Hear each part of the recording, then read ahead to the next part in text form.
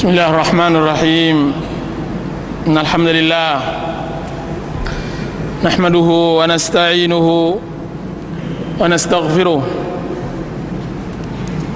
na'udzu billahi min shururi anfusina wa min sayyiati a'malina.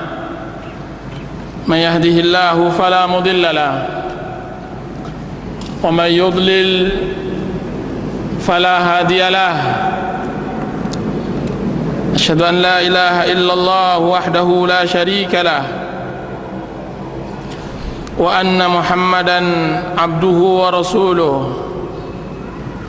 وأمينه على وحيه وخيرته من خلقه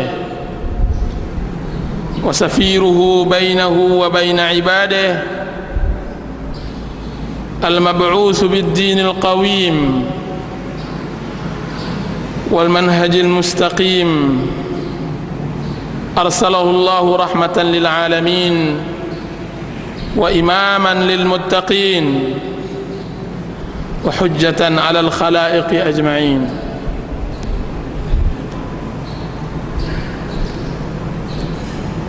Para ikhwan dan akhwat yang dirahmati oleh Allah Azza wa Jalla,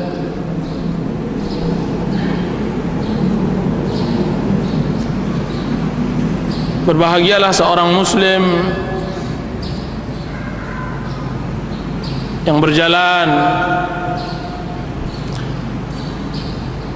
yang dia sedang menuju surga kepada Allah. Di dalam hadis yang diriwayatkan oleh Ibnu Majah, Rasulullah SAW bersabda, "Man salaka tariqan yaltamisu fihi ilman sahalallahu lahu tariqan ilal jannah." Barang siapa yang berjalan, di dalam jalan tersebut dia mencari ilmu, maka Allah Subhanahu wa taala mudahkan dia untuk menuju jalan ke surga. Jalan ke surga ya ikhwan, jalan yang dicari oleh orang-orang yang saleh, oleh orang-orang yang taat kepada Allah Azza wa Jalla. Anda sedang berjalan menujunya. Di dalam hadis yang diriwayatkan oleh Imam Muslim melalui jalan Abu Sa'id Al-Khudri dan Abu Hurairah radhiyallahu anhuma, bahwasanya Rasulullah sallallahu alaihi wasallam bersabda, "La yaq'udu qaumun yadhkuruna Allah." Tidaklah duduk satu kaum mengingat-ingat Allah Azza wa Jalla, illa haffat humul malaikah, kecuali malaikat menaungi mereka, wa ghasyiyat humur rahmat, kasih sayang Allah meliputi mereka, wa nazalat alaihimus sakinah, ketenangan turun pada mereka, wa dzakarallahu fi man 'indah, dan Allah Subhanahu wa taala menyebutkan kepada makhluk yang ada di sisinya. Allahu akbar. Antum sangka mudah Allah Subhanahu wa taala menyebut seorang muslim di arsy, di langit ketujuh? Kita sangka seorang muslim mudah namanya dikenal oleh penduduk langit sekalipun tidak dikenal oleh penduduk bumi.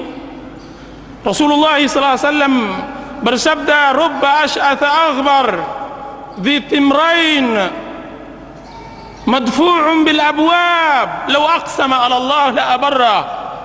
Berapa banyak orang yang berpakaian kusut masai,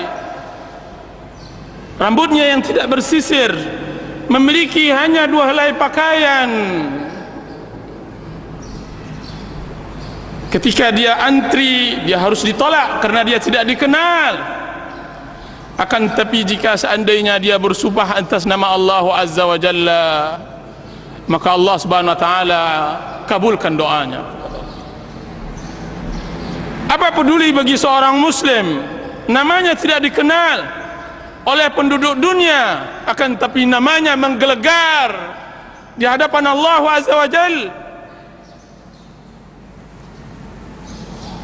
Namanya sangat dikenal oleh penduduk langit.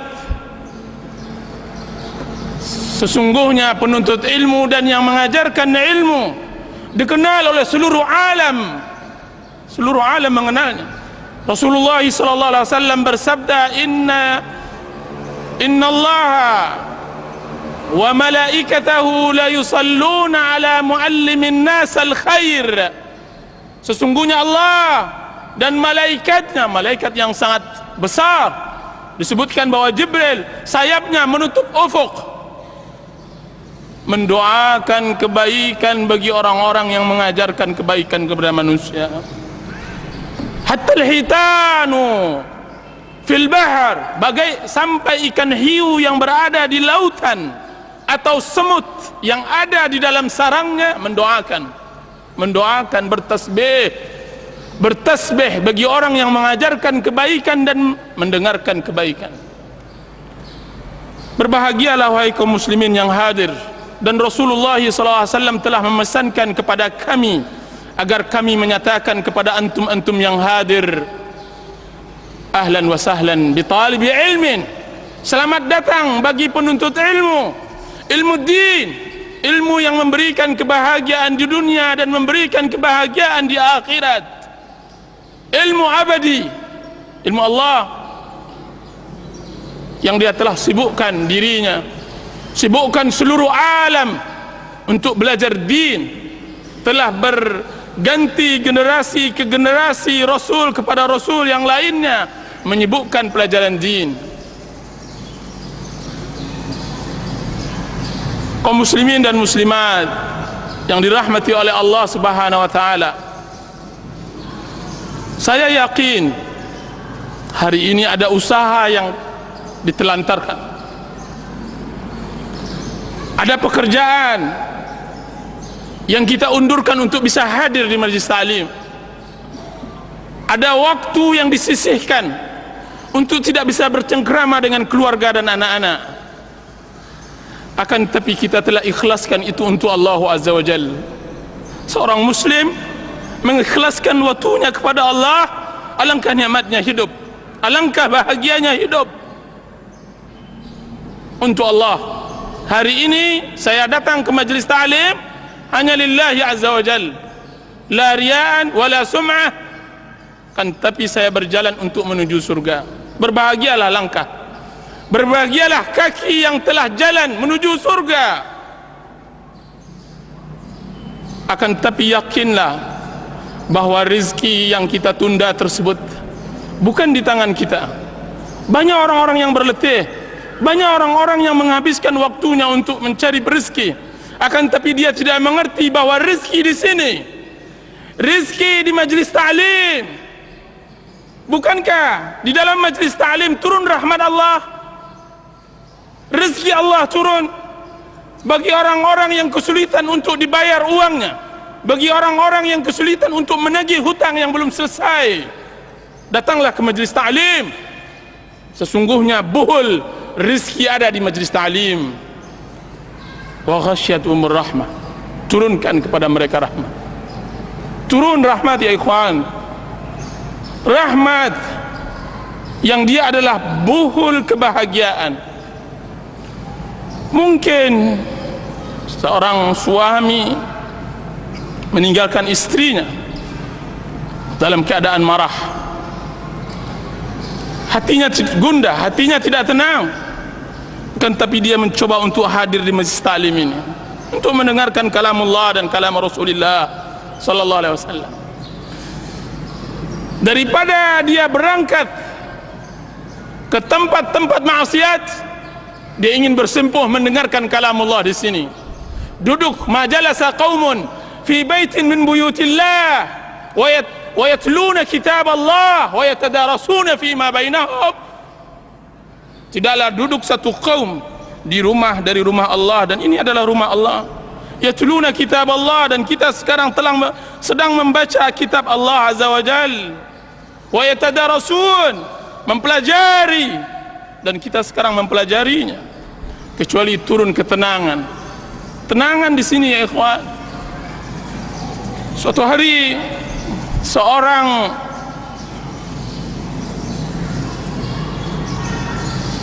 kakak datang kepada Rasulullah SAW mengeluhkan tentang adiknya. Yang ia keluhkan adalah adiknya belajar menuntut ilmu, sedangkan ia berletih mencari rezeki untuk membiayai ilmu atau untuk membiayai adiknya dalam menuntut ilmu. Apa kata Rasulullah SAW? Engkaukah yang memberi infak untuk adikmu menuntut ilmu? Benar ya Rasulullah. Maka dijawab oleh Rasulullah SAW, la'allaka turzaqu bih. Wahai fulan, tahukah engkau bahwa lancarnya usaha engkau hari ini karena engkau infakkan kepada adik engkau yang menuntut ilmu. Masya Allah, kelancaran usaha karena kita melancarkan seseorang di dalam melempangkan jalan menuju jalan Allah Azza wa Jalla. Hadirin, hadirat, kaum muslimin dan muslimat yang dirahmati oleh Allah Azza wa Jalla, hati ini berbunga melihat kehadiran antum di saat gemuruhnya dan riuhnya orang-orang berpaling dari din. Sufyanus Tsauri rahimahullahu ta'ala, dan beliau Sufyan hidup di zaman keemasan Islam. Ketika datang seseorang kepadanya dari kejauhan, dari negeri yang jauh, kemudian dia mengatakan, yaitu Sufyan Tsauri mengatakan, mewasiatkan ketika dia hendak pergi, wahai fulan, jika seandainya engkau bertemu seorang ahlus sunnah, maka sampaikan salamku kepadanya. Itu Sufyan. Dia mengatakan, sesungguhnya zaman ini adalah zaman keterasingan. Abad kedua, Imam Sufyan mengatakan, abad kedua. Dan sekarang pada abad ke-15, asing Islam, ghurbatul Islam, asing. Anda sangka mudah untuk bertemu satu dua Muslim yang cinta Allah dan cinta Rasulullah? Tidak. Apalagi yang hadir, Masya Allah, yang hadir adalah semuanya adalah pecinta Al-Quran dan Sunnah Rasulullah SAW. Untuk mereka saya hadiahkan buku ini, untukmu yang berjiwa hanif, karena saya yakin tidaklah yang hadir menyibukkan dirinya untuk sesuatu tentang agama Allah Azza wa Jalla kecuali dia memiliki hati yang hanif.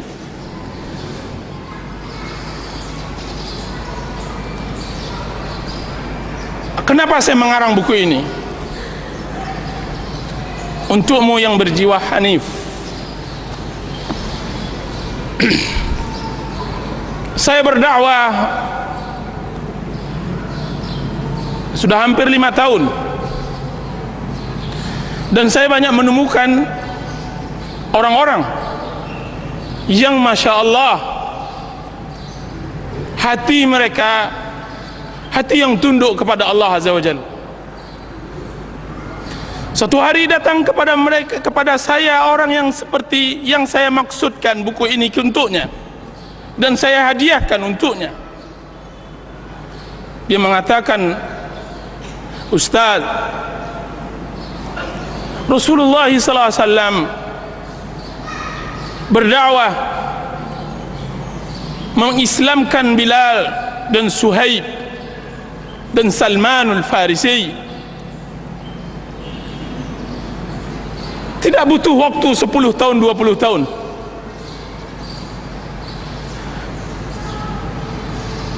Dia mengatakan, Ustaz, jadikan diri saya sebagai Bilal.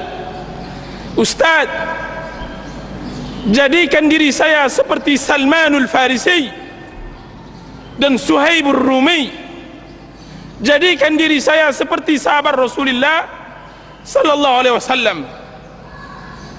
Pertanyaan ini membuat saya terkesima, karena banyak di antara kita juga yang hadir di majlis ta'lim 10 tahun, 20 tahun, bahkan sudah mungkin sudah mulai belasan tahun, akan tetapi tidak ada iman Bilal, sedikitnya akidah Suhaib dan langkanya keyakinan Salmanul Farisi membuat saya bertanya, bagaimana Rasulullah SAW mendidik umat yang begitu kokoh imannya dalam waktu yang sangat sebentar. Dan Bilal bin Rabah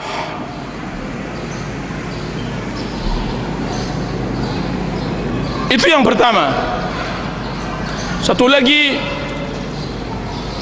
di sebuah daerah ada seseorang menghampiri saya dari salah seorang ikhwan. Kemudian dia mengatakan, Ustaz, bahwa saya mengajar di taman pengajian Al-Quran di sebuah masjid. Kemudian setelah selesai salat maghrib dan saya disibukkan untuk mengisi pengajian di masjid kecil tersebut, semua orang berangkat, tinggal satu orang. Kemudian setelah saya mengajar 1-2 orang anak, maka dia mulai mendekat kepada saya. Kemudian dia mengatakan, Ustaz, dan dia adalah ustaz mengajar Al-Quranul Karim. Ustaz, saya ingin bertanya tentang bentuk solat saya. Untuk solat saya, apa kata ustaz tersebut? Apa yang terjadi pada solat bapak? Kemudian dia mengatakan, saya salat yang satu salat 2 rakaat yang saya lakukan, saya harus mengganti, atau 4 atau 2 rakaat yang saya lakukan, setiap 2 rakaat tersebut saya harus mengganti pakaian saya karena basah dengan air mata. Basah dengan air mata. Sahkah salat saya? Subhanallah alazim. Sahkah salat saya? Pertanyaan yang baru datang, yang tiba-tiba datang kepada ikhwan kita tersebut, yang membuat dia tidak bisa sembarang menjawab. Kalau seandainya dia tanyakan apa hukum menggerak-gerakkan jari dalam salat, dia akan menjawabnya. Kalau seandainya ditanyakan tentang masalah sedekap atau lepaskan isdal, maka dia akan menjawabnya. Kalau seandainya ditanyakan apakah menjaharkan bismillah atau tidak, dia akan menjawabnya. Akan tetapi pertanyaan dalam bentuk lain. Saya salat dalam keadaan setiap selesai rakaat saya harus mengganti pakaian saya karena air mata saya terus mengalir. Sahkah salat saya? Benarkah salat saya seperti salat Rasulullah SAW? Ikhwan tersebut datang kepada saya pada hari pertama kali saya datang di daerah tersebut. Kemudian saya katakan, temukan saya dengan bapak tersebut. Temukan. Maka malam harinya saya bertemu dengan seorang pemuda, dan dia bukan pemuda karena dia telah menikah dan mempunyai anak, akan tetapi wajah yang kuyu, orang yang benar-benar hancur hatinya hendak bertaubat kepada Allah Azza wa Jal. Dia mengatakan, Ustaz, saya developer dan saya telah menjual dan saya telah infakkan semua harta saya, tinggal Cup 70 Honda Cup 70 di depan rumah ini, dan saya takut akan azab Allah. Subhanallah, saya takut akan azab Allah. Orang seperti itu adalah orang yang berjiwa hanif. Untuknya saya karang tulisan ini. Satu hari lagi salah seorang pejabat, mudah-mudahan dia mendengar apa yang saya sampaikan, semua maksiat dia lakukan. Dia mengatakan kepada saya, Ustaz, tidak ada maksiat kecuali telah saya lakukan. Setiap kali saya ke Jakarta, seharusnya saya berangkat hari Jumat, maka saya berangkat biasanya hari Selasa atau Rabu. Terang bagi saya Jakarta tersebut, sibuk bagi saya Jakarta tersebut, Ustaz. Dia katakan begitu. Terang karena banyak maksiatnya. Kemudian suatu hari saya mengisi pengajian menceritakan tentang kisah Uwais Al-Qarni, bagaimana baktinya kepada orang tuanya. Tiba-tiba, dan dia laki-laki, dia orang besar, tiba-tiba tanpa saya membuat-buat kajian tersebut, kajian biasa, tidak ada pengaruhnya dengan sebuah orang yang sudah terbiasa dengan mendengar pengajian, akan tapi tiba-tiba dia meneteskan air matanya di hadapan istri dan anak-anaknya dan di hadapan keluarganya semuanya. Kami sholat asar, kemudian dia mengatakan, Ustaz, demi Allah, malu saya rasanya menangis, akan tapi air mata ini keluar, air mata ini keluar. Kaum muslimin yang dirahmati oleh Allah Azza wa Jal, kita di zaman yang membutuhkan hati yang seperti ini. Rasulullah SAW bersabda, yadkhulu aqwamunul jannah afidatuhum misla afidatut tayr, akan masuk surga satu kaum hati mereka selembut hati burung. Alam ya'ni lil ladzina amanu an takhsha'a qulubuhum li dzikrillah, alam ya'ni lil ladzina amanu an takhsha'a qulubuhum li dzikrillah. Kapan lagi bagi seorang mukmin khusyuk hatinya untuk mengingat Allah Azza wa Jal? Disebutkan oleh Abdullah bin Umar radhiyallahu anhu, sesungguhnya ayat ini ditunggu oleh Allah Azza wa Jal kepada sahabat Rasulullah 13 tahun setelah mereka masuk salaf Ahlus Sunnah wal Jamaah, setelah mereka masuk Islam. Saya melihat di kalangan ikhwan sangat kikir dengan air mata, ya ikhwan, sangat kikir, kecuali di awal-awal dia mendapatkan hidayah. Mana air mata ciri khas seorang yang saleh, orang yang tunduk hatinya kepada Allah Azza wa Jal? Mana air mata di salat tahajud? Mana air mata di dalam doa dan tadarru' kepada Allah Azza wa Jal? Apakah kita belajar din untuk memperkeras hati kita, untuk menendam, untuk menyakiti kaum muslimin? Tidak. Kita mempelajari din untuk bisa bersimpuh di hadapan Allah Azza wa Jal, untuk menciptakan hakikat ubudiyah kepada Allah Azza wa Jal. Allah Azza wa Jal untuk menyempurnakan bahwa diri kita adalah hamba Allah, hamba Allah. Maka buku ini saya karang, dan buku ini saya karang kepada orang-orang yang saya ceritakan tersebut. Tiba-tiba saya tidak melihat dia lagi ke sebuah pengajian. Wajahnya yang bersinar telah berubah menjadi wajah yang hitam karena maksiat kepada Allah Azza wa Jal. Orang yang telah kembali kepada maksiat dan jalan syaitan setelah dia mendengar nidaur Rahman, panggilan Allah Azza wa Jal. Saya takut kepadanya firman Allah Azza wa Jalla yang mengatakan, falamma zaghu azaghallahu qulubahum. Ketika mereka melenceng, maka Allah Subhanahu wa taala lencengkan hati mereka. Ketika mereka telah mendapatkan hidayah dan mereka tidak mau mengolahnya, mereka tidak mau mencobanya, mereka duduk kan tapi tidak pernah menyemak, mereka hadir akan tapi tidak pernah menghadirkan hati. Kemudian Allah Subhanahu wa taala hanya pertemukan dia nanti di neraka, di adab akhirat. Untuk mereka tersebut aku karang buku ini.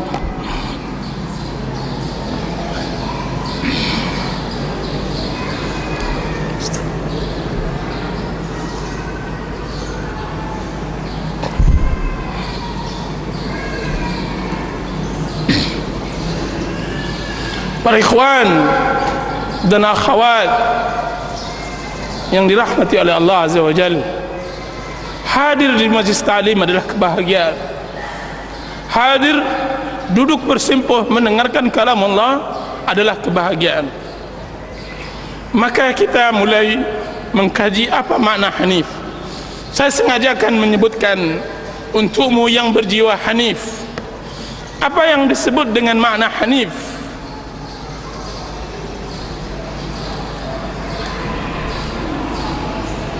Yang berjiwa hanif dialah orang yang ketika diingatkan maka dia teringat, ketika dinasihatkan maka dia tersentuh dan terenyuh. Allah Subhanahu wa taala berfirman, fadzakir fa inna dzikra tanfa'ul mu'minin. Berilah peringatan, sesungguhnya peringatan tersebut memberi manfaat kepada kaum mukminin. Berilah nasihat, berikan nasihat, sesungguhnya nasihat tersebut akan memberi manfaat kepada kaum mukminin. Orang yang hanif adalah orang yang memiliki hati yang salim, hati yang menjadi modal untuknya bisa masuk surga. Allah Subhanahu wa taala berfirman, "Yauma la yanfa'u malun wala banun illa man atallaha biqalbin salim." Hari yang tidak ada manfaat, hari itu harta dan anak-anak, kecuali bagi orang yang membawa hatinya yang salim, membawa hatinya yang salim. Yauma yanfa'u malun wala banun, hati yang salim, hati yang bersih dari dengki, hasad, hati yang condong kepada tauhid dan jauh kepada syirik, hati yang cinta terhadap akhirat dan benci terhadap kehidupan dunia yang memukau, hati yang bersih dari syahwat yang dapat menghalangi dirinya dari larangan Allah, hati yang jauh dari syubhat yang dapat menghalanginya untuk menerima kabar Allah Azza wa Jalla.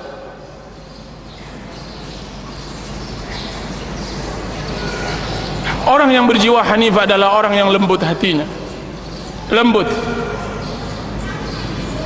selembut kapas, halus, sehalus rambut. Rasulullah SAW menyifati penduduk Yaman di dalam hadis yang sahih. Rasulullah SAW bersabda, "Ja'akum ahlul Yaman araqqu quluban wa alyanu af'idatan." Akan datang kepada kalian nanti penduduk Yaman orang yang mempunyai kalbu yang halus dan mempunyai hati yang lembut. Berkata Ibnu Qayyim rahimahullahu taala di dalam kitab At-Tibyan fi aqsamil Quran, lihat bagaimana Rasulullah SAW mensifati hati seorang muslim lembut dengan halus. Karena kelembutannya akan timbul rasa rahmat kasih sayang, dan karena kehalusannya akan timbul rasa cinta kepada ilmu dan kalamullah azza wa jalla. Hati seorang muslim harus lembut dan halus. Di sini banyak rahasia hati yang banyak tidak tersingkap oleh banyak orang. Ada orang yang cinta ilmu, akan tapi dia tidak memiliki kasih sayang. Ada orang yang memiliki kasih sayang, akan tapi dia benci terhadap ilmu. Bagi kedua orang tersebut sulit baginya akan menerima yang hak. Dia tidak akan merahmati khalq, dia tidak akan kasih sayang kepada manusia, dan tidak akan mengerti kepada manusia, kepada Khaliq, kepada Allah Azza wa Jalla. Sedangkan Islam adalah ma'rifah kepada Allah dan juga kasih sayang kepada manusia dengan dua hati, dengan lembutnya dan dengan halusnya, dengan lembutnya dan halusnya, dan keduanya bermuara kepada ajaran hanif, hati yang hanif. Hati yang hanif dialah hati yang disebut oleh Allah Subhanahu wa taala, yaitu hati yang munib, qalbun munib, syarat mutlak untuk bisa masuk surga. Allah Subhanahu wa taala berfirman, "Hadza ma tu'aduna likulli awwabin hafiz man khasyya ar-rahmana bil ghaibi wa jaa'a biqalbin munib udkhuluha bisalam udkhuluha bisalam." Inilah yang telah dijanjikan untuk kalian, setiap orang yang tunduk patuh dan menjaga hukum-hukum Allah. Barang siapa yang takut kepada Rahman dan datang dengan hati yang munib. Hati yang munib, berkata Abdullah bin Abbas radhiyallahu anhu, orang yang kembali dari maksiat dan mulai bersimpuh di hadapan Allah.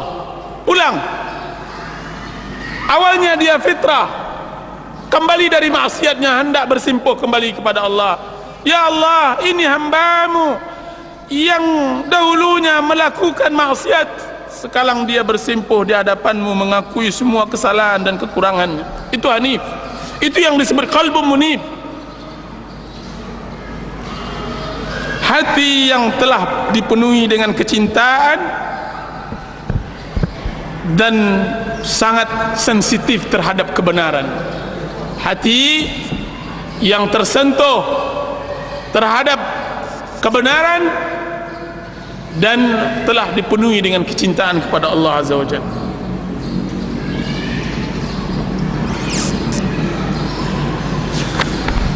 Kaum muslimin dan muslimat yang dirahmati oleh Allah Azza wa Jalla, kemana hendak kita cari hati yang hanif ini? Kemana kita hendak cari hati yang hanif?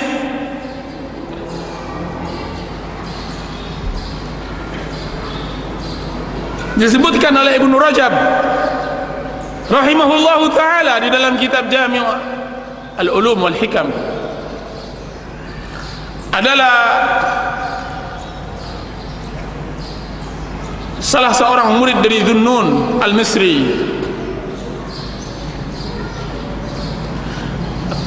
Berjalan di banyak jalan, dia mengatakan, ahin aina qalbi, man wajada qalbi. Dia berkata di setiap jalan, bertemu dengan seorang anak, kemudian dia mengatakan, di mana hatiku? Siapa yang menemukan hatiku? Di mana hatiku?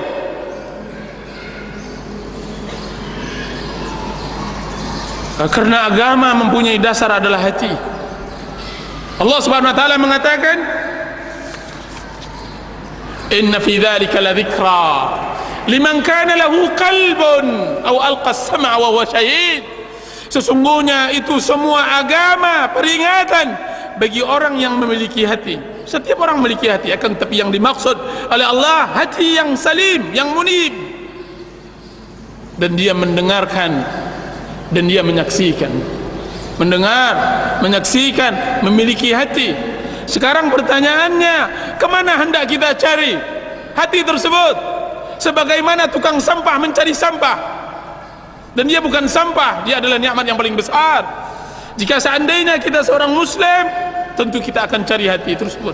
Pertanyaannya, di mana hati tersebut kita hendak cari? Salah seorang murid Dhunnun yang saya katakan tadi, di jalan-jalan, dia mengatakan, ahin aina qalbi. Sebagian kaum muslimin zaman sekarang beramal dengan suatu amalan, dia berbangga dengan amalnya. Subhanallah, tidak mengerti akan kedudukan. Berbuat sedikit tentang Islam, dia sudah pongah menengadahkan kepalanya dan menghina orang lain. Tapi hati yang hanif tidak. Dia menyibukkan dirinya, dia menyibukkan dengan dosanya. Dia mengatakan, aina qalbi, aina qalbi, man wajada qalbi. Mana hatiku? Siapa yang mendapatkan hatiku? Berikan kepadaku, berikan. Abu Hurairah radhiyallahu anhu, setiap kali beliau mengajarkan anak-anak kecil, disiumnya anak tersebut, kemudian dia mengatakan, paman kalian ini banyak dosa, maka istighfarkanlah, ampunkanlah kepada Allah, kalian masih suci. Abu Hurairah mencari hatinya di depan anak-anak tersebut, meminta ampun kepada Allah, sampai nyaris timbul keputusasaan oleh orang yang berjalan di tepi jalan mencari hatinya. Putus asa. Sampailah dia memasuki sebuah gang, kemudian dia duduk di sebuah tempat duduk di tepi jalan, kemudian dia tafakkur. Dia letakkan kedua tangannya, air matanya mengalir. Akankah Allah memberi taubat kepadanya setelah maksiat sejauh ini?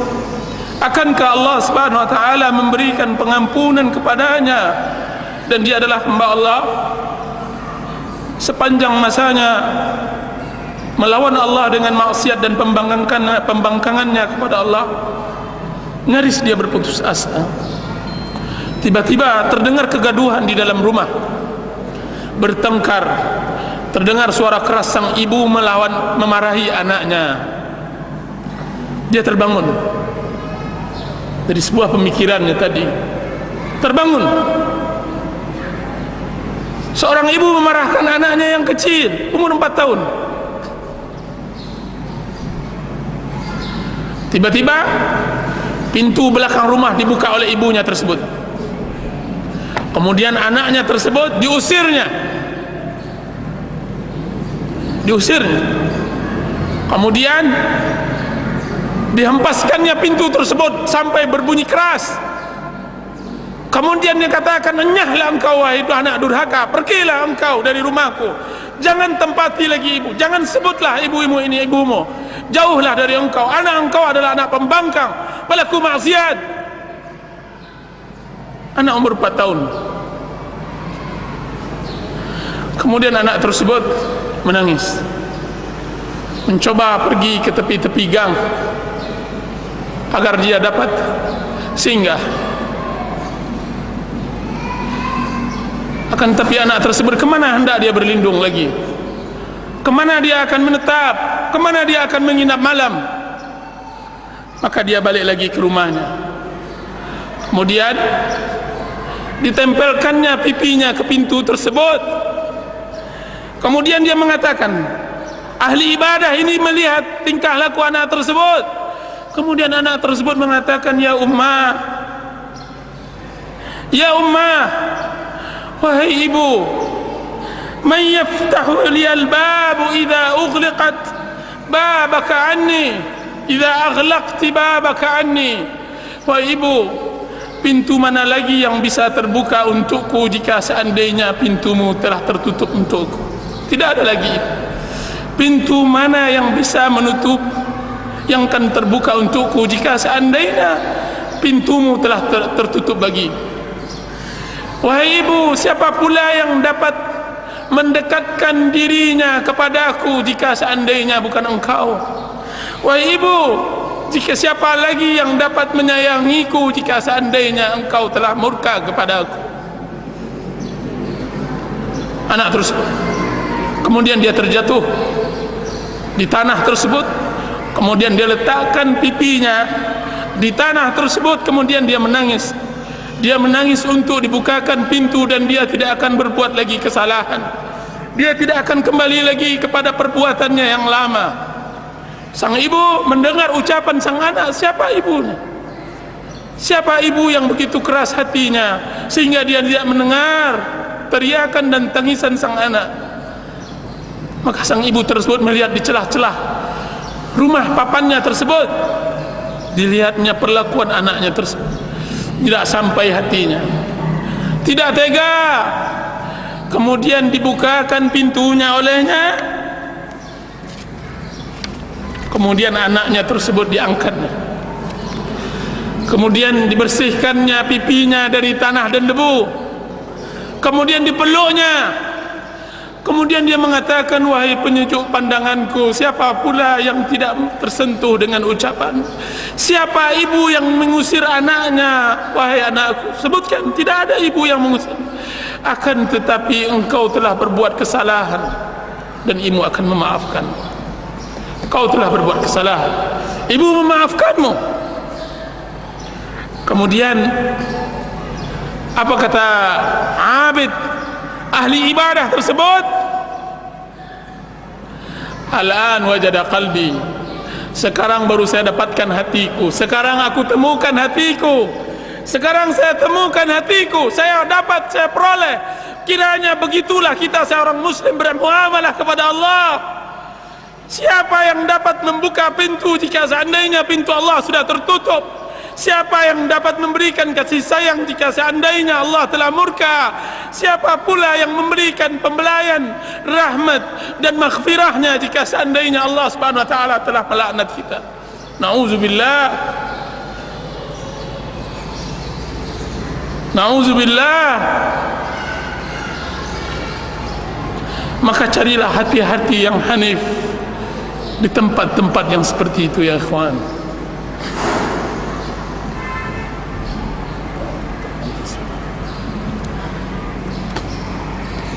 Carilah hati yang hanif.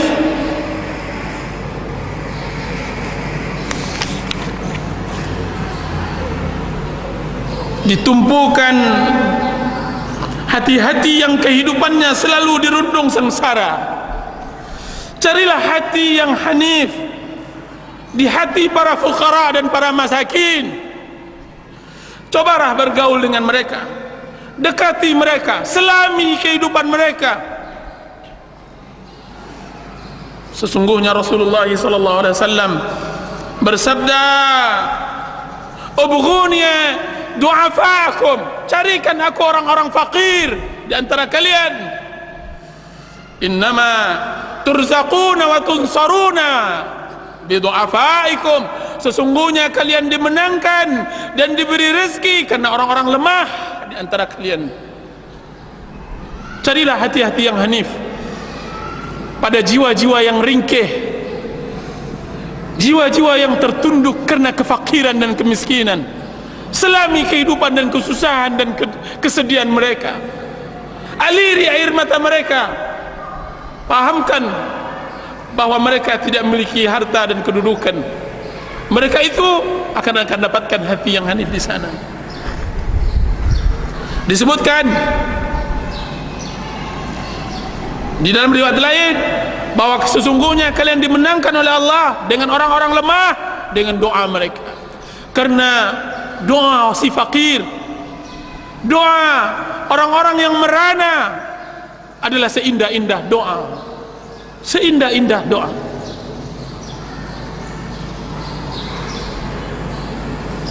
Tidak biasanya saya berinfak di tengah jalan. Saya tidak terbiasa memberi infak di tengah jalan. Suatu hari setelah saya tawaf di Mekah setahun yang lampau, saya hendak pulang ke hotel. Sebagaimana biasa kita keluar, banyak-banyak orang-orang yang meminta infak, sedekah. Biasanya saya tidak perhatikan, saya tidak pedulikan.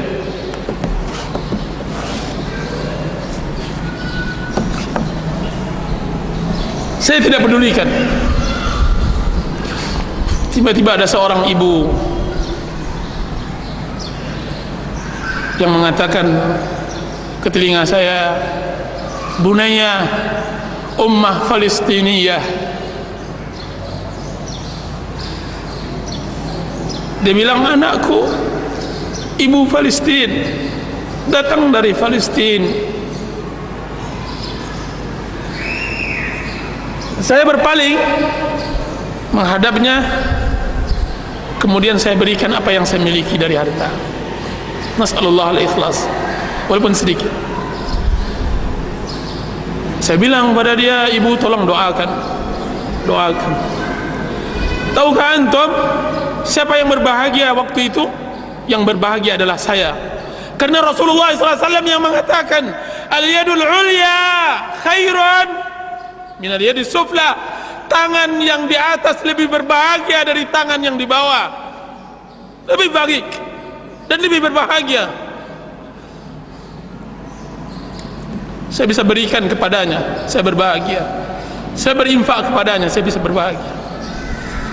Karena di dalamnya, di belakangnya banyak, mungkin dia memiliki anak yang fakir, miskin, jauh di Palestin, di negeri yang tidak seindah negeri kita, di negeri yang tidak sedamai negeri kita, tidak seaman negeri kita, dan dia datang.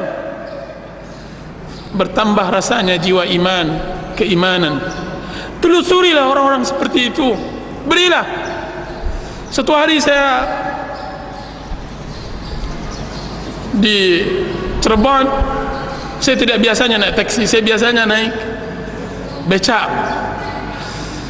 Antara stasiun dengan rumah saya bercerita tentang usaha tukang becak tersebut.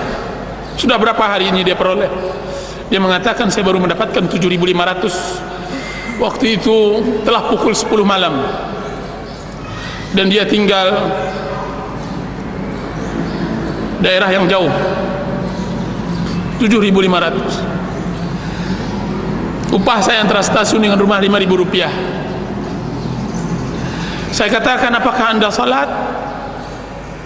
Maka dia mengatakan, alhamdulillah saya besar di luar pondok pesantren. Apakah istri salat? Dia mengatakan juga begitu.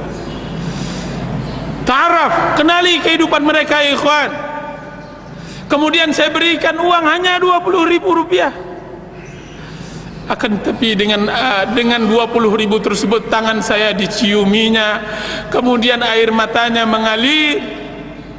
Saya berbahagia melebihi bahagianya dia. Saya berbahagia. Saya berharap bahwa 20.000 ini lebih berharga dari 20 juta yang diinfakkan oleh sebagian muhsinin. Saya berharap mudah-mudahan dengan doanya yang keluar dari mulut yang ikhlas, dari kepapaan dan kehampaan diri dan kefakiran, akan dibukakan pintu langit ketujuh, kemudian terdengarkan oleh Allah Azza wa Jalla. Di saat doa kita tidak dimustajabkan lagi oleh Allah karena maksiat dan dosa kita. Carilah di sana. Jangan berkelimang harta. Maksiat kepada Allah akan mengekalkan hati, akan menjauhkan diri dari jiwa yang hanif. Carilah hati yang hanif di lembah kegalauan dan kehampaan hati, pada diri orang-orang yang merasakan dirinya iflas, bangkrut. Saya tidak katakan bangkrut dunia, akan tapi bangkrut akhirat. Ketika ia merasakan bahwa semua jalan hidup telah tertutup, ketika ia merasakan sempitnya bumi ini padahal ia luas, ketika ia merasa dosanya tidak terampunkan lagi dan sudah berada di penghujung keputusasaan, carilah hati yang hanif. Wahai kaum muslimin dan muslimat, di erangan yang sakit di rumah sakit, carilah sakit badannya sebelum sakit jiwanya, karena mereka ditimpa musibah, ditambah lagi tidak berharta. Tangis si fakir di rumah rehatnya karena tidak ada yang bisa dimasak. Tangis musafir yang telah kehabisan bekal. Tangis seorang wanita janda yang memiliki banyak anak, kebingungan, tidak tahu apa yang ia perbuat. Apakah ia harus berjalan dari rumah ke rumah menengadahkan tangannya, atau dia harus melangkah ke komplek pelacuran untuk menjual dirinya? Carilah di sana. Carilah hati yang hanif pada tangis muallim, seorang guru yang mendekatkan diri kita kepada Allah Azza wa Jal, menceritakan tentang kebesaran Allah. Tangis ahli ibadah yang sedang bermunajat di sebuah sudut masjid, berdoa tadarru' kepada Allah Azza wa Jal. Atau tapukuran ahli hadis, ditumpukan kitabnya membaca hadis-hadis Nabi, kemudian terlontarkan oleh mulutnya, sadaqa Rasulullah, semuanya telah benar yang diucapkan oleh Rasulullah SAW. Carilah hati yang hanif, tangis dan air mata orang yang mencintai karena Allah ketika mereka hendak berpisah. Lihatkah antum, dua orang saling mencintai karena Allah, berpisah, saling berpelukan, kemudian menangis.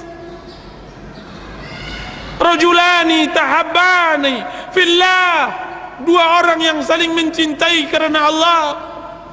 Dia adalah satu dari 7 kelompok yang diberi perlindungan, yang tidak ada perlindungan kecuali perlindungan Allah Azza wa Jal. Tangis tersebut akan anda dapatkan hati yang hanif di sana, hati yang jujur, hati yang bersih. Untuk mereka itu aku hadiahkan kitab ini.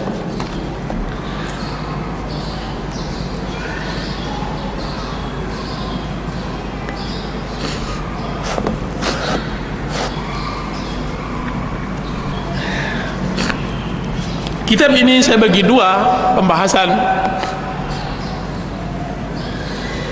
Pembahasan pertama tentang masalah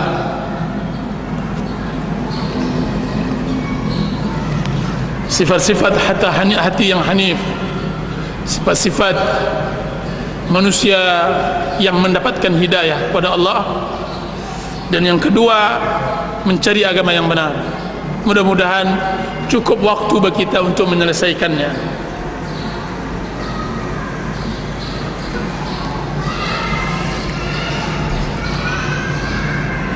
Unsur poin yang berikutnya saya beri judul, kembalilah kepada Allah dan bertaubatlah. Kembalilah kepada Allah dan bertaubatlah. Dan maaf, mungkin judulnya juga belum ada di sini, atau saya bentukkan dengan judul lain, karena ini adalah kajian yang nanti insyaallah bedah buku. Sekarang sedang bedah buku, tapi insyaallah dalam bentuk motivasi dan semacamnya. Kembalilah kepada Allah dan bertaubatlah.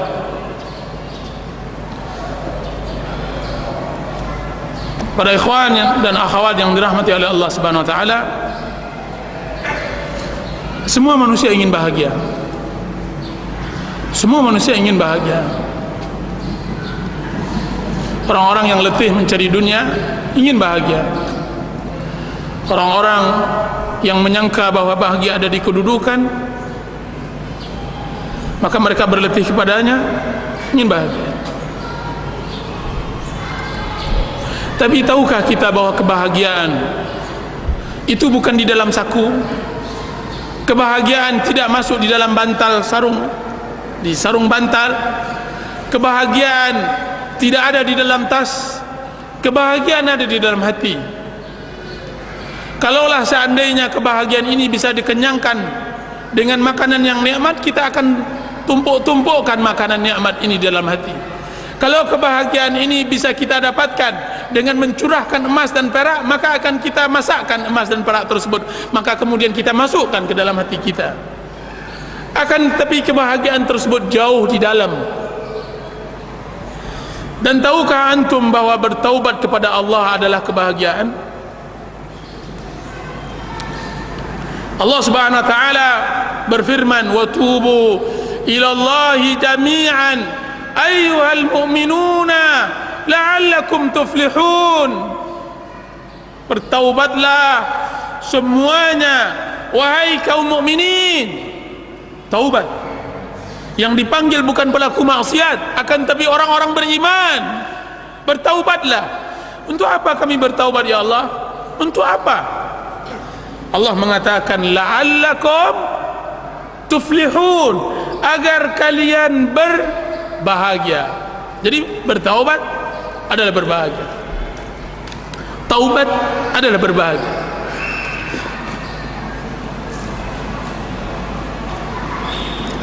Ketika saya berada di Multazam sulusul akhir, di pertiga akhir Ramadan, di pertiga akhir malam, setelah saya tawaf, saya hendak bermunajat kepada Allah Azza wa Jalla di daerah yang, di tempat yang sangat mustajab, di rumah Allah, di Baitullah. Kemudian awalnya biasa saja, doa yang saya panjatkan biasa saja.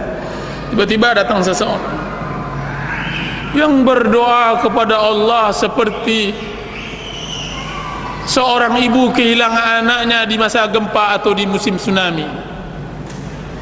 Menangis tersuduh-suduh. Tidak saya sangka kiranya tangisnya tersebut terimbas kepada saya. Terimbas pula. Maka saya rasakan nikmatnya hidup, bertaubat kepada Allah Azza wa Jalla kena tangis orang yang sebelah. Tangis. Antum sangka tidak ada orang yang mendoakan keadaan kaum muslimin? Subhanallah, saya dengar di telinga saya seseorang yang di sebelah saya tersebut mendoakan keadaan kaum muslimin. Ya Allah, unsur kaum muslimin di Palestina, di Irak, di mana-mana. Dia berdoa dengan khusyuknya. Bertaubat kepada Allah nikmat. Taubat kepada Allah bahagia. Air mata yang keluar akan memberikan kebahagiaan, kelapangan hidup. Ada sebagian sekarang sebagian metode untuk menghilangkan stres adalah dengan menangis. Akan tapi itu buanglah, kita tidak perlu dengan itu. Yang kita inginkan adalah kebahagiaan yang telah diaturkan oleh Rasulullah SAW sesuai dengan din. Bertaubatlah kepada Allah Subhanahu wa taala sebelum datang masa-masa terlambat taubat. Saya melihat seseorang di Arafah benar-benar bersimpuh di hadapan Allah. Arafah, tempat yang dimustajabkan oleh Allah Azza wa Jal. Dia berdiri, air matanya mengalir memohon ampun kepada Allah, yang kita tidak tahu apa yang ia perbuat antaranya dengan Allah Azza wa Jal. Bertaubat kepada Allah Azza wa Jal. Alangkah nikmatnya maksiat jika seandainya setelahnya diiringi dengan taubat kepada Allah Azza wa Jalla. Kalla innal insana la yatgha ar-ra'ahu istaghna inna ila rabbikar ruj'a.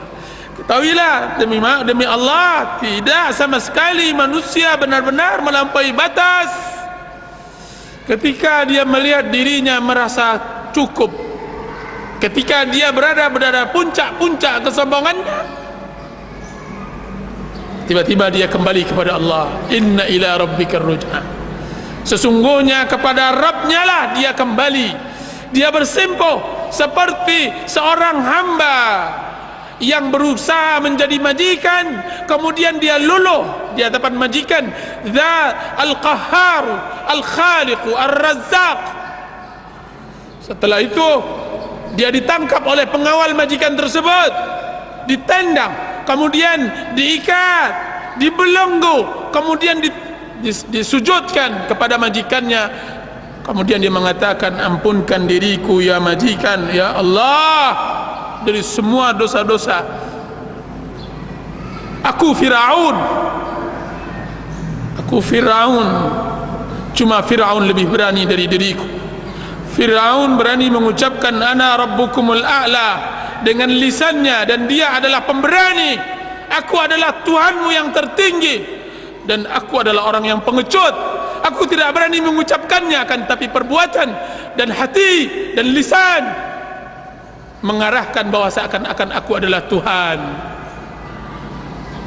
Aku yang membuat keadaan, aku yang menjernihkan dan mengeruhkan, aku yang mendatangkan rezeki, aku yang menentukan takdir, bukan engkau ya Rabb. Sudah begitu besar dosaku kepadamu, ampunkan, kini aku adalah hambamu. Hamba yang bersimpuh, yang tidak ada daya dan tidak ada upaya kecuali engkau yang menentukan. La haula wa la quwwata illa billah. Jika seandainya kita telah bertaubat kepada Allah, maka pastikan Allah Maha Pengampun. Allah Maha Pengampun. Nabi ibadi anni anal ghafurur rahim. Allah Subhanahu wa taala mengatakan dalam surah Hijr, Nabi ibadi anni anal ghafurur rahim. Kabarkan kepadaku, kabarkan wahai Muhammad kepada hamba-hambaku, sesungguhnya aku adalah zat yang Maha Pengampun dan Maha Penyayang. Kabarkan kepada mereka. Ya ibn Adam, wahai anak Adam, innaka ma da'awtani wa rajautani ghafartu laka ma kana minka wala ubali.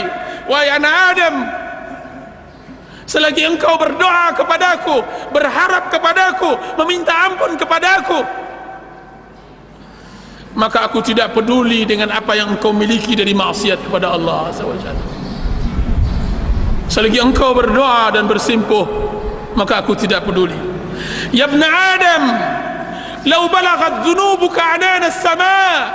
Wahai anak Adam, sekiranya dosamu sampai setinggi langit, summa astaghfartani, kemudian engkau memohon ampun kepada aku, ghafartu laka wala ubali, aku ampunkan engkau dan aku tidak peduli. Ya ibn Adam, innaka law ataitani biqurabil ardi khataya thumma laqitani la tusyrika bi syai' la ataituka biqurabiha maghfiratan. Wahai Adam, jika seandainya engkau menghadapku dengan sebesar bumi maksiat, kemudian engkau datang kepadaku bersimpuh memohon ampun, maka aku akan datangkan sebesar bumi pula pengampunan. Allahu Akbar, Allahu Akbar. Hambaku, man taqarraba minni shibran taqarrabtu minhu dhira'an. Siapa di antara kalian yang hendak mendekatkan dirinya kepadaku satu jengkal, aku akan mendekatkan diriku kepadanya satu depa.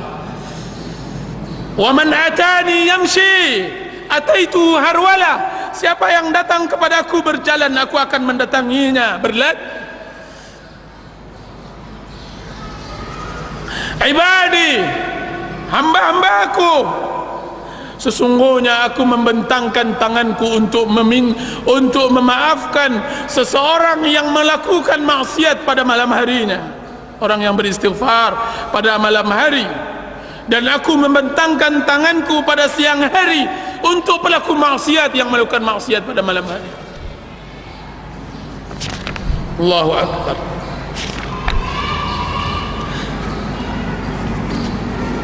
Wahai anak Adam, jika seandainya engkau datang, aku akan terima engkau, aku akan bukakan pintu. Jika seandainya engkau datang siang hari, maka aku akan bukakan pintu. Sekiranya engkau datang malam hari, maka aku bukakan pintu. Wahai anak Adam, barang siapa yang menghadap kepada aku, maka aku menyambutnya dari kejauhan. Barang siapa yang memanggilku, maka aku akan menyebutnya di dalam kedekatan. Barang siapa yang meninggalkan sesuatu untukku, maka aku akan memberinya pemberian. Barang siapa yang mengharapkan ridhaku, maka aku akan berikan kepadanya apa yang ia inginkan. Hambaku, pelaku zikir, dia adalah orang-orang majlisku. Pelaku syukur, dialah orang-orang yang aku tambahkan. Pelaku maksiat, dia adalah orang-orang yang tidak akan aku putus asakan dari rahmatku. Pelaku taat, maka mereka adalah orang-orang cintaanku. Aku selalu menjadi kekasih mereka. Sungguhnya aku mencintai orang-orang yang bertaubat. Uhibbut tawabin. Aku mencintai orang-orang yang mensucikan diri. Uhibbul mutatahhirin.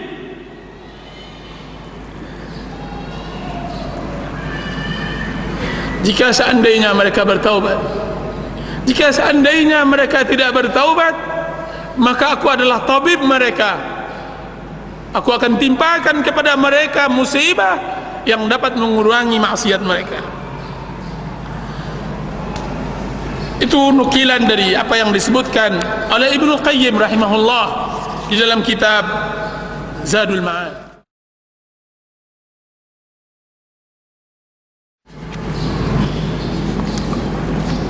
Para ikhwan dan akhwat yang dirahmati oleh Allah Subhanahu wa taala,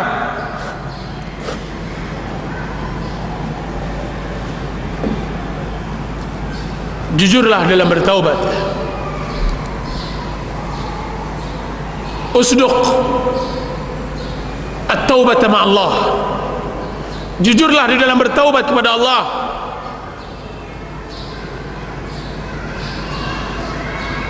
Di antara tanda taubat yang benar, dan ini juga kita terangkan di dalam buku ini, di antara taubat yang benar adalah perasaan rendah diri di dalam hati, kemudian pengagungan terhadap Allah Azza wa Jalla.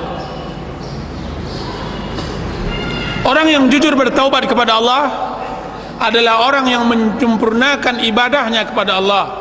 Sempurnanya ibadah seseorang dengan dua hal: pengagungan terhadap Allah, dan yang kedua penghinaan diri kepada Allah. Semakin besar pengagungan seseorang kepada Allah, dengan semakin dia rendahkan dirinya di hadapan Allah, semakin sempurna ibadahnya, ubudiyahnya, penghambaan dirinya kepada Allah. Tidakkah lihat antum orang yang tidak pernah sujud satu kali pun kepada Allah Azza wa Jal, tiba-tiba ditimpakan musibah. Ketika dia mendapatkan musibah tersebut, hatinya luluh. Tidak ada ikatan yang kuat kecuali ikatan Allah. Tidak ada tali yang kuat kecuali tali Allah. Akhirnya dia berkata, as'aluka bi'izzika wa dhulli illa rahimtani. Aku memohon dengan keagunganmu ya Allah dan kekerdilan diriku, kecuali engkau rahmatkan aku, berikan limpahkan rahmatmu. As'aluka biquwwatika wa dha'fi. Aku memohon kepadamu dengan kekuatanmu dan kelemahanku. Wa bighinaka anni wa faqri ilaik. Kekayaanmu, aku memohon kepadamu dengan kekayaan yang engkau miliki dan kefakiran diriku yang aku miliki. Hadhihi nasiyatil kadhibah al-khati'ah baina yadaik. Ini ubun-ubunku yang selalu berbuat maksiat, kesalahan, bersimpuh di hadapanmu. Abiduka siwaya kathir. Hambamu selain diriku sangatlah banyak. Hambamu sangat banyak. Walaysa li sayyidun siwak. Dan aku tidak memiliki majikan kecuali engkau. Hambamu selain dari diriku sangatlah banyak, dan aku tidak memiliki majikan kecuali engkau. Ya Rahman, Ya Rahim. La malja wa la manja illa ilaih. Tidak ada jalan keselamatan, tidak ada tempat perlindungan kecuali kepada dirimu. As'aluka mas'alatal miskin. Aku memohon permohonan orang-orang yang miskin, orang-orang yang lemah. Wa abtahilu ilaika ibtihal al-khadi' al-dhalil. Aku memohon kepadamu dengan permohonan orang-orang yang membutuhkan, yang hina. Wa ad'uka du'a al-khaif ad-darir. Aku memohon kepadamu dengan doa orang yang takut, yang cemas, lagi buta.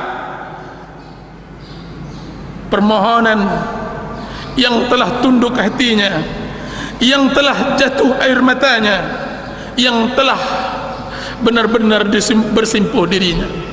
Antum tidaklah akan lihat bagaimana nikmatnya beribadah kepada Allah dengan dua hal tadi: penghinaan diri kepada Allah dan penghinaan diri kepada Allah dan pengagungan Allah Azza wa Jalla.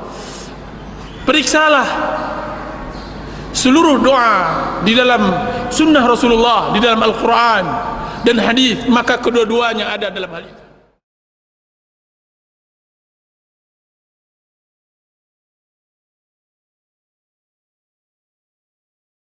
Rasulullah SAW bersabda, kullu bani Adam khatta'un wa khairul khatta'in at-tawwabun.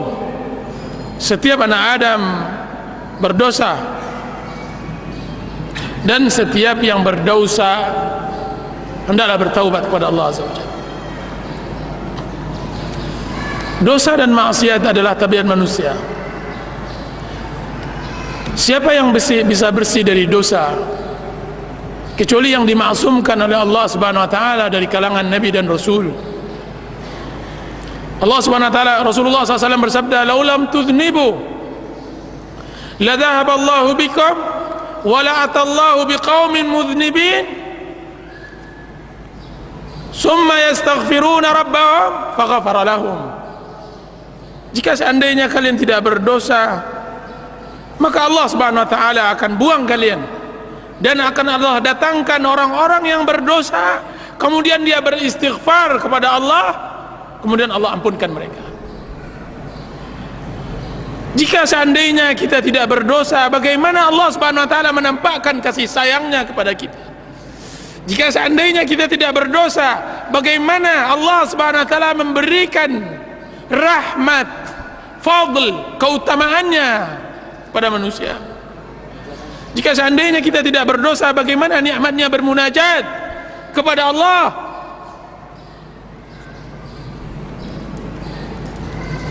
Adam alaihi salam, kedudukannya lebih baik setelah dia melakukan berdosa daripada sebelum melakukan berdosa. Kedudukannya lebih baik setelah berdosa daripada sebelum berdosa. Apa kata Allah? di dalam sebagian athar dinukilkan oleh Ibnu Qayyim rahimahullahu ta'ala, wahai Adam, dahulunya engkau datang kepada aku sebagaimana datangnya raja kepada raja, akan tapi sekarang engkau datang kepada aku sebagaimana datangnya budak kepada majikannya. Dan alangkah nikmatnya hidup menjadi budak Allah, hamba Allah, menghambakan diri kepada Allah Azza wa Jalla. Ibnu Qayyim rahimahullah mengatakan, aninul mudnibin ahabbu ilayya min tasbihil mudillin. Rintihan orang-orang yang berdosa lebih aku cintai daripada tasbih orang-orang yang sombong beribadah kepada Allah Azza wa Jalla.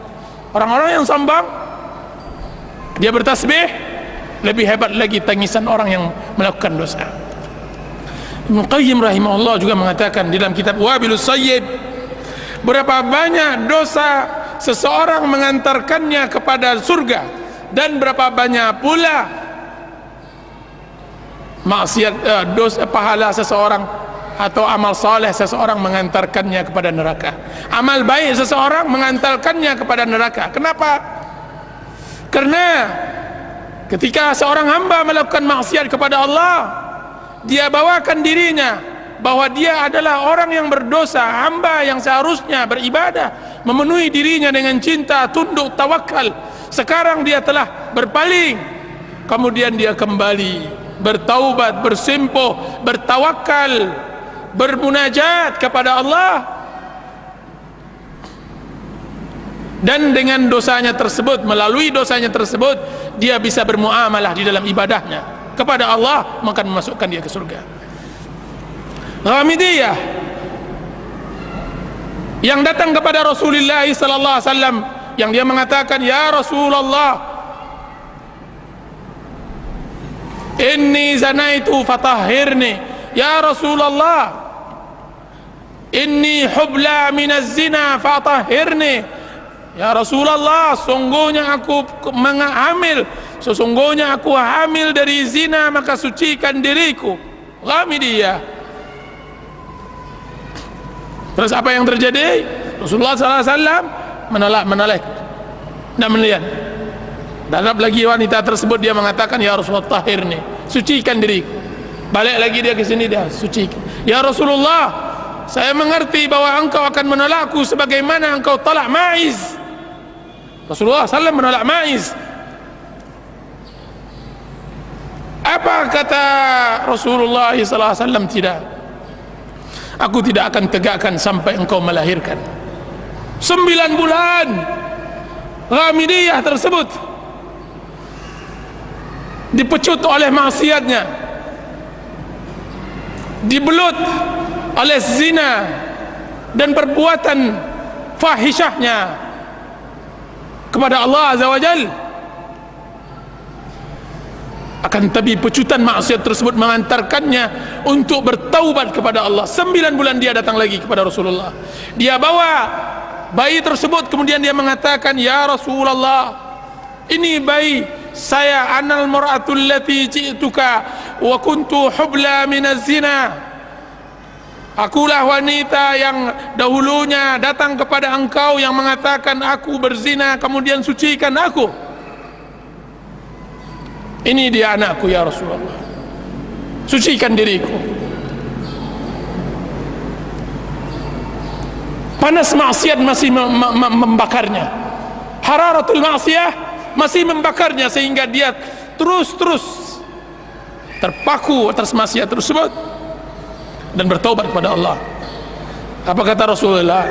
Tidak, hatta taftimih, sampai engkau menyapihnya, menyapih anak bayi tersebut. Pulang lagi dia dalam keadaan keputus asa, dalam keadaan kesendirian, kesedihannya, karena dia sudah bosan dengan kekotoran badannya. Dia hendak mensucikan dirinya kepada Rasulullah. Kemudian 2 tahun lebih dia menyapi anak tersebut, dan untuk ketiganya dia nggak mau ditolak. Dia tidak mau ditolak. Diambilnya potongan roti, kemudian diletakkan ke tangan anak tersebut. Kemudian dia datang lagi, ya Rasulullah, saya wanita yang dahulunya datang kepada engkau berzina, kemudian engkau suruh aku pulang, kemudian engkau katakan harus dilahirkan dahulu, kemudian engkau pulangkan lagi saya, kemudian ini dia.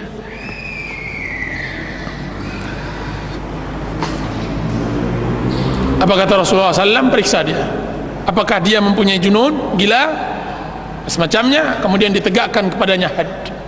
Kemudian Khalid bin Walid melemparnya sampai-sampai darahnya mencerat ke wajah Khalid. Kemudian Khalid mencelanya. Apa kata Rasulullah SAW? La tasubbu, jangan celah dia wahai Khalid.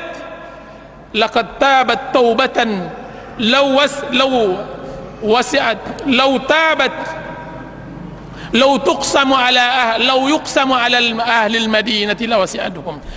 Laqad tabat taubatan law qusimat ala ahli al-madinati wasi'atuhum. Sungguh wahai Khalid, dia telah bertaubat jika seandainya dibagikan taubat dia sendiri kepada seluruh penduduk Madinah yang berlaku maksiat, niscaya sudah cukup bagi Allah untuk mengampuni mereka. Taubat. Jadi orang yang berbuat maksiat hendaklah bermuamalah dengan taubatnya, dengan maksiatnya, bermuamalah untuk dia bisa merasakan halawatul iman, merasakan manisnya iman. Sesungguhnya iman memiliki manis, rasakan itu. Rabbana zalamna anfusana wa illam taghfir lana wa tarhamna lanakunanna minal khasirin. Ya Allah, kami menzalimi diri kami. Jika seandainya engkau tidak ampunkan kami, maka kami akan merugi. Kami merugi. Itu yang pertama. Dan yang kedua, bagi orang-orang yang ditimpakan oleh Allah Subhanahu wa taala maksiat ke maksiat, pertama, jujurlah di dalam bertaubat kepada Allah. Pahami tentang hakikat taubat dan bertaubatlah sejujur-jujurnya. Dan yang kedua, bergaullah dengan orang-orang yang saleh. Bergaullah dengan orang-orang yang saleh dari kalangan kaum muslimin, yang mana mereka mengingatkan kita kepada akhirat, mengingatkan kita kepada amal saleh. Dan jauhilah qurana usu, teman-teman yang buruk. Dan sering-seringlah untuk duduk di tempat-tempat yang bersih, di masjid-masjid Allah, di kajian-kajian ilmu. Dan hiduplah bersama salaf, bersama sahabat Rasulullah SAW, bersama tabi'in. Bacalah sejarah mereka, hiduplah. Sesungguhnya menyibukkan diri dengan hal itu akan menghilangkan maksiat kita kepada Allah. Maksiat muncul karena kekosongan hati. Maksiat itu datang karena kita tidak menegakkan kebenaran pada waktu itu. Qul ja'al haqq wa zahaqal batil innal batila kana zahuqa. Ketika kebenaran kita tidak tegakkan, maka datang kebatilan akan menyerang. Pasukan kebatilan akan menyerang diri kita. Maka sibukkan diri dengan kebenaran. Hadiri majlis ta'lim. Penuhi diri kita dengan zikir kepada Allah, dengan salat 5 waktu, dengan berbicara dan berbincang, mengingat akhirat bersama orang-orang saleh, membaca buku, menjadwalkan untuk sosial, menziarah orang sakit. Sibukkan diri, berziarah kubur, berinfak, bersedekah, bergotong royong, pergi ke tempat-tempat kesedihan orang-orang yang ditimpakan musibah. Berangkatlah, sibukkan diri anda dengan itu. Di Madinah ada seorang pemuda yang mana dia menadarkan dirinya setiap asar dia harus berangkat ke mustasfa, ke rumah sakit. Berangkat, dia nggak memiliki harta seperti anda, fakir, miskin. Dia mengatakan, saya tidak memiliki harta untuk bisa saya sedekahkan. Saya juga tidak punya keahlian yang saya bisa sedekahkan untuk Allah. Akan tapi saya mempunyai kata-kata, sedikit kata-kata untuk bisa memberi pembalut kesedihan orang-orang yang sakit. Maka dia datang di rumah sakit setiap asar. Ketika hendak maghrib dia sholat berjamaah. Itu setiap harinya. Masya Allah. Harus ada kebaikan yang kita banggakan di hadapan Allah Azza wa Jalla. Harus ada kebaikan yang harus kita banggakan nanti di hadapan Allah. Jadi bertemanlah dengan orang-orang seperti itu, mudah-mudahan ada manfaatnya. Wallahu ta'ala a'lam. Nah.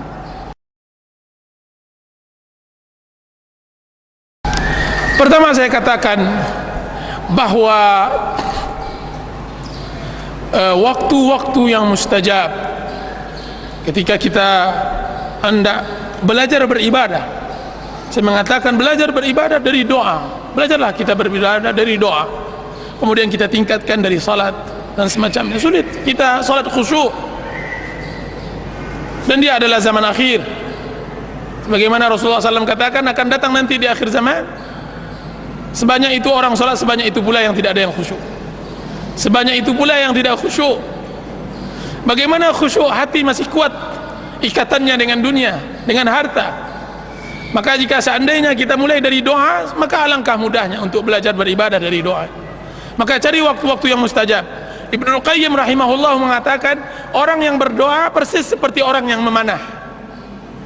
Orang yang memanah, pertama harus ada sasaran, yang kedua harus ada panah yang lurus, panah yang lurus, busur yang benar, dan yang ketiga harus ada tenaga yang menarik panah tersebut sehingga dia akan meluncur keras tepat pada sasarannya. Tiga syarat ini harus ada dimiliki oleh seseorang untuk dimustajabkan doanya oleh Allah Azza wa Jalla. Maka sasarannya adalah Allah, sasarannya adalah Allah. Hendaklah dia berdoa kepada Allah Azza wa Jalla dan tidak berdoa kepada selainnya, karena berdoa kepada selainnya adalah kelemahan, adalah kehinaan. Dan yang kedua, busurnya yang lurus adalah doa yang datang dari Rasulullah SAW. Banyak orang sekarang berdoa, mengarang-arang doanya, tidak sampai, tidak benar. Zaman sekarang musim berdoa, banyak orang berdoa tidak benar doanya. Ya Allah, berikanlah aku harta yang banyak. Ya Allah, masukkan anak saya ke sekolah anu dan sekolah anu. Ya Allah, berikan saya istri begini dan subhanallah. Siapa tahu, siapa yang engkau dari mana engkau tahu bahwa kekayaan yang nanti Allah berikan akan memberi manfaat kepada anda? Dari mana pula anda tahu ketika anda diterima di sebuah sekolah pendidikan dan semacamnya, sekolah dan pendidikan tersebut bermanfaat untuk dunia dan akhirat anda? Berdoalah sesuai dengan doa Rasulullah SAW, doa yang ada di dalam Al-Quran atau Sunnah Rasulullah, karena dia adalah busur yang kokoh. Dan cobalah memahami sedikit demi sedikit doa. Dan alangkah bagusnya yang dikarang oleh guru kita Syekh Abdul Razak bin Abdul Muhsin Al-Badar dalam karangannya Fiqh Doa, fikih doa. Pahami di sana bagaimana fikih doanya Rasulullah SAW. Dan yang ketiga, tarikan kekuatan tersebut adalah dorongan kepentingan. Seseorang yang tidak mau penting, tidak butuh dengan doa tersebut, bagaimana dia akan khusyuk? Yang akan bisa dikabulkan oleh Allah Azza wa Jalla benar-benar ada orang terdesak, orang-orang yang memang sangat membutuhkan, orang-orang yang memang sangat menginginkan terrealisasinya doa yang dia sanjatkan tersebut. Jadi kekuatan itu, apa kata Ibnu Qayyim, tidaklah tercipta tiga syarat ini kecuali Allah Subhanahu wa taala akan kabulkan doanya. Maka Allah akan kabulkan doanya. Bagaimana kalau seandainya tidak dia dapatkan pengaruh pengkabulan itu? Maka kita katakan Allah memberikan tiga pahala, tiga keutamaan bagi orang yang berdoa. Kalau Allah tidak kabulkan, berarti Allah jauhkan musibah setimpal dengan doa yang dia lakukan tersebut. Misalnya, dia berdoa kepada Allah untuk mendapatkan mobil Mercedes. Ya Allah, berikanlah mobil Mercedes. Tetangga sebelah sudah mendapatkan mobil Mercedes pula, misalnya begitu. Dan bermunajat dan serius dia memintanya. Seorang mukmin kalau tidak dikabulkan, wah udah 10 tahun saya berdoa Ustaz untuk mendapatkan mobil Mercedes. Jangankan Mercedes, istri memang Sides namanya, istri dapat, akan tapi Mercedesnya tidak dapat. Maka kita katakan absyir, bergembiralah engkau wahai muslim, kalau tidak Allah kabulkan doa anda, maka Allah akan gantikan dengan musibah yang seharusnya menimpa anda tidak jadi musibah. Ini yang kadang-kadang kita kurang pahami. Kita katakan bahwa jauhnya seseorang dari musibah itu tidak sebuah kenikmatan. Kenapa? Karena kita tidak pernah menghayatinya. Saya punya kawan, dia mengatakan begini, apa katanya? Alhamdulillah, barusan dia baru balik dari kendaraan motornya. Qadarullah Ustaz, satu senti lagi kalau seandainya saya tidak kuat-kuat pegang. Saya kebetulan ingin mendahului sebuah truk. Tiba-tiba di depan saya truk pengangkat motor yang panjang itu lewat dengan kecepatan kuat, cepat. Kemudian kata dia hanya sejengkal, tidak 1 senti. Kalau seandainya dia tidak kokoh memegang stang motornya, mungkin saya sudah di rumah sakit. Kalaupun saya hidup maka akan keluar 60 juta insyaallah ta'ala. Sekarang alhamdulillah saya selamat. Kita kadang-kadang kurang mensyukuri nikmat 60 juta yang baru diberikan oleh Allah Azza wa Jalla. Dengan apa? Dengan diselamatkan oleh Allah Azza wa Jalla dari musibah tersebut. Anda baru dapatkan uang 60 juta diberikan oleh Allah Azza wa Jalla. Dari mana itu? Qadarullah, mungkin dari doa yang kita inginkan. Tender yang seharusnya pecah 60 juta cair, kiranya tidak cair-cair juga. Kiranya 60 juta yang itu. Istri bersama anak-anak berangkat, kita di rumah, tiba-tiba dia menelpon, alhamdulillah Bi, helmnya pecah tapi alhamdulillah sehat. Kalau seandainya kena kepalanya pecah, berapa dia harus membiayai istrinya untuk mengembalikan kepala istrinya tersebut? Subhanallah. Jadi dijauhkan dari musibah adalah sebuah kenikmatan yang harus kita syukuri. Jadi berdoa kepada Allah dengan 3 syarat tersebut, mudah-mudahan kita bisa syarah lebih dari itu. Masya Allah.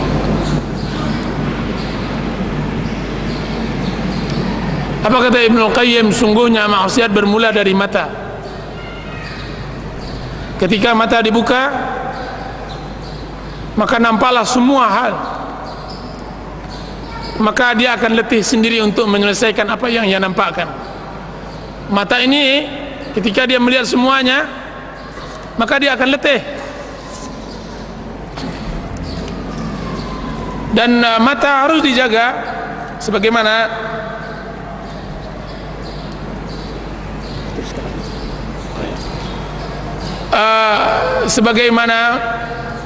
yang diperintahkan oleh Allah Subhanahu wa taala kepada kaum mukminin dan mukminat. Qul lil mu'minina ay yaghuddu min absarihim wa yahfazu furujahum. Katakan kepada kaum mukminin untuk menjaga mata mereka, yughad. Dan ini musibah di zaman kita sekarang karena zaman fitnah. Apa kata salaf? Hendaklah zaman sekarang seorang muslim berkhalwat di rumahnya. Akan tapi jika seandainya di rumahnya juga tidak ada maksiat, kalau seandainya ada maksiat, maka dia keluar dari mulut harimau masuk ke mulut buaya. Kalau seandainya tidak ada di rumahnya maksiat pula, karena maksiat di rumah kadang-kadang lebih berbahaya daripada maksiat di luar. Yang nampak di jalan jauh lebih berbahaya yang nampak di kamar. Maksiat TV, maksiat lain-lainnya yang Masya Allah di zaman fitnah seperti sekarang ini. Apa yang harus dilakukan oleh seorang muslim ketika ditimpakan seperti itu? Pertama adalah menghadirkan kebesaran Allah Azza wa Jalla dalam diri. Besaran, abdi aja'altani ahwanan nazirina ilai, hambaku, apakah engkau menjadikan aku zat yang paling rendah di matamu? Jika seandainya engkau berada sama orang tua engkau tidak akan berani berbuat maksiat. Jika seandainya engkau bersama orang, engkau tidak berani berbuat maksiat. Akan tapi ketika engkau bersama aku, engkau berbuat maksiat. Engkau letakkan diriku di bawah orang-orang tersebut. Aku mencintai engkau dengan nikmat, sedangkan engkau membenciku dengan maksiat. Aku turunkan kepada engkau kebaikan dan engkau memberiku seluruh keburukan. Jadi menghadirkan kebesaran Allah Azza wa Jalla La tanzur, janganlah lihat apa yang engkau perbuat dari maksiat, akan tapi lihat kepada siapa engkau berbuat maksiat kepada Allah. Tapi lihat kepada siapa engkau berbuat maksiat. Jadi hendaklah mengagungkan keberadaan Allah. Makanya ilmu yang paling tertinggi di dalam agama Islam adalah ma'rifatullah, mengenal Allah, mengenal nama-namanya, menghadirkan itu di dalam kehidupan. Itu satu. Dan yang kedua, memberikan keyakinan kepada kalbu, ke dalam hati, bahwa apa yang dipandang tidak akan bisa mendapatkan kenikmatan, bahkan yang dia dapatkan adalah dosa. Semua dosa, apa yang kita pandang tidak akan memberikan apa-apa, kecuali hanya kesibukan diri untuk memikirkan tersebut dan lalai dari ibadah kepada Allah Azza wa Jalla. Yang kalau seandainya kita tidak lihat tidak merugi, akan tapi dia adalah waswas syaitan, dia adalah khutuwatus syaitan, langkah syaitan yang menggoda, yang harus kita berlindung kepadanya. Dan yang ketiga, berarti kita ditimpakan oleh sebuah penyakit, yaitu maradus syahawat, penyakit syahwat. Berarti seseorang tersebut ditimpakan penyakit syahwat. Manusia kebanyakannya ditimpa dua penyakit, penyakit syahwat atau syubhat. Orang yang seperti kita ini, yang ditanyakan seperti itu, adalah penyakit, ditimpakan penyakit syahwat. Maka membersihkannya, sabunlah ia dengan istighfar. Kalau memang sulit untuk istighfar, maka panaskan ia dengan bersempoh dan bertawakal kepada Allah Aziz dan Jalal. Jika seandainya juga tidak bisa, maka hendaklah dibelikan pembersih. Kalau tidak cukup untuk pembersih pakaian, maka pembersih lantai, dengan bersempoh di hadapan Allah Azza wa Jal, dengan mengakui kelemahan diri dan membesarkan dan mengagungkan Allah Azza wa Jal. Jadi hendaklah seorang muslim benar-benar penyakit hatinya itu harus diobat. Ibnul Qayyim rahimahullah mengarang kitab Al-Jawabul Kafi liman sa'ala an dawa'is syafi, jawaban yang puas bagi orang yang bertanya untuk sebuah obat yang bisa menyembuhkan. Atau dalam karangannya dengan judulnya yang berbeda tapi buku yang sama, yaitu Ad-Da' wa Dawa, obat dan penyakitnya, atau penyakit dan obatnya. Dan itu buku tersebut menerangkan tentang jawaban dari pertanyaan yang ditanya oleh saudara kita ini.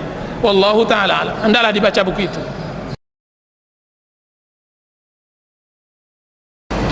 Kita baik tidak di lingkungan orang seperti itu, atau lingkungan kita, atau dalam kesendirian, harus kita memiliki hati yang hanif, hati yang lurus. Bagaimana kita bisa menerima kebenaran kalau seandainya kita tidak memiliki hati yang hanif? Hanif ini, sekalipun orang berada di atas suka kepada Al-Quran dan hadis, tapi dia memiliki hati yang keras, maka dia tidak juga bisa mendapatkan hidayah. Orang-orang yang sering menghadapi pengajian seperti ini misalnya, akan tapi dia tidak memiliki hati yang hanif, jangan harap dia bisa merasakan manisnya iman, nikmatnya iman. Dia butuh hati yang hanif, hati yang bersih, hati yang jauh dari semua maksiat. Qad aflaha man zakkaha wa qad khaba man dassaha. Berbahagialah orang yang mensucikan hatinya, menjadikan hatinya menjadi hati yang hanif. Wa qad khaba man dassaha, dan merugilah orang-orang yang menghinakan hatinya, mengotori hatinya dengan maksiat, dengan sifat-sifat buruk dan semacamnya. Ada buku yang paling bagus dalam masalah ini, kitab Mukhtasar Minhajul Qasidin karangan Ibnu Qudamah rahimahullahu taala, dan ini sangat bagus dibaca. Atau kitab Madarijus Salikin karangan Ibnu Qayyim rahimahullahu taala. Jadi seorang muslim hendaklah memiliki hati yang hanif. Akan tapi kalau seandainya hendak berdakwah di masyarakat, maka hendaklah dia menggunakan ayat Allah Subhanahu wa taala, ud'u ila sabili rabbika bil hikmati wal mau'izatil hasanah. Hendaklah engkau berdakwah kepada jalan Allah Subhanahu wa taala dengan hikmah dan mau'izatil hasanah. Hikmah harus dengan hikmah, dengan kata-kata lembut. Sesungguhnya ucapan lembut kita, ucapan baik kita lebih banyak mengena daripada ucapan yang kasar, yang keras. Walau kunta fazzan ghalizal qalbi lam faddu min haulik. Jika seandainya engkau keras hati, tidak peduli dengan orang lain, lam faddu min haulik, niscaya mereka akan lari dari dirimu. Jadi kita harus berdakwah dengan ilmu dan akhlak. Dengan ilmu, dengan akhlak. Ada sebagian orang berilmu akan tapi tidak berakhlak. Ada sebagian orang beragama tapi tidak berakhlak. Apa buktinya? Sabda Rasulullah SAW kepada setiap wali wanita untuk berhati-hati memilih pemudanya, untuk berhati-hati memilih suaminya, calon suaminya. Rasulullah SAW bersabda, diriwayatkan oleh Imam Tirmidzi dan hadis itu sahih, "Idza ja'akum man tardawna dinahu wa khuluqah fazawwijuhu illa taf'aluhu takun fitnatun fil ardi wa fasadun 'arid." Jika seandainya datang kepada kalian, wahai orang tua wanita, wahai orang tua wali-wali gadis, laki-laki yang engkau relakan agama dan akhlaknya. Lihat, Rasulullah membedakan antara agama dan akhlak. Karena banyak orang yang beragama duduk di pengajian akan tapi lari dari hutang, tidak mau bayar hutang. Ada yang masya Allah akhlaknya seperti akhlak binatang. Benar, hatinya belum masuk iman. Qalatil Arabu amanna. Orang-orang Arab dalam surat Muhammad dikatakan qalatil Hujurat, qalatil Arabu amanna qul lam tu'minu walakin qulu aslamna. Orang-orang Arab mengatakan kami telah beriman. Allah mengatakan belum lagi beriman, belum lagi masuk iman dalam hatinya. Baginya hutang baginya mudah. Ada sebagian orang yang sering mengaji akan tapi kasar terhadap istrinya, tidak mengerti tentang hak dan kewajiban, tidak mengerti tentang hak tetangga dan semacamnya. Ada orang yang sering mengaji akan tapi tidak mengerti tentang akhlak yang baik. Dan mudah-mudahan yang hadir di sini tidak ada satupun dari apa yang saya sebutkan ini. Berarti seorang muslim harus pandai agamanya dan baik akhlaknya.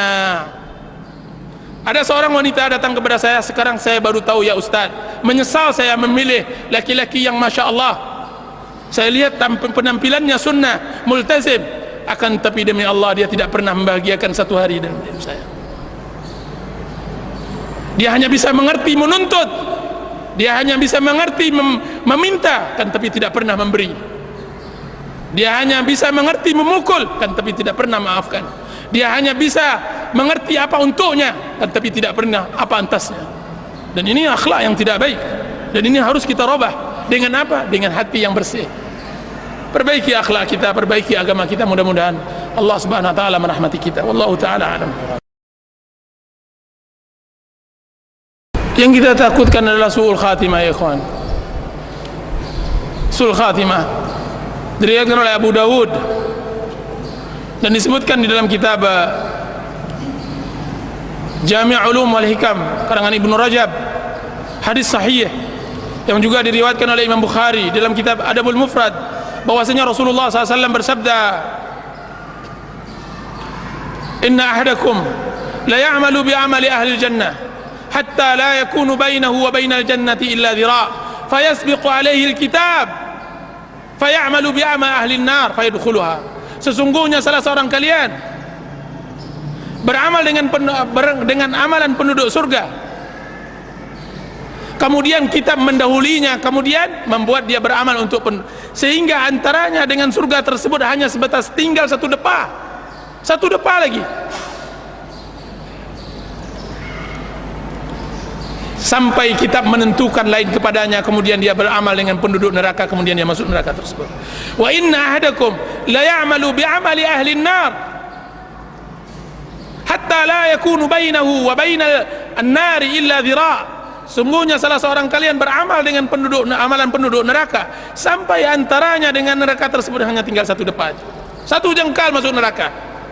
Fayasbiqu alaihi kitab, kemudian kitab menerangkan lain padanya, menentukan lain. Fayamalu bi amali ahli jannah, kemudian dia mengamalkan sekali dengan amalan penduduk surga, kemudian memasukinya.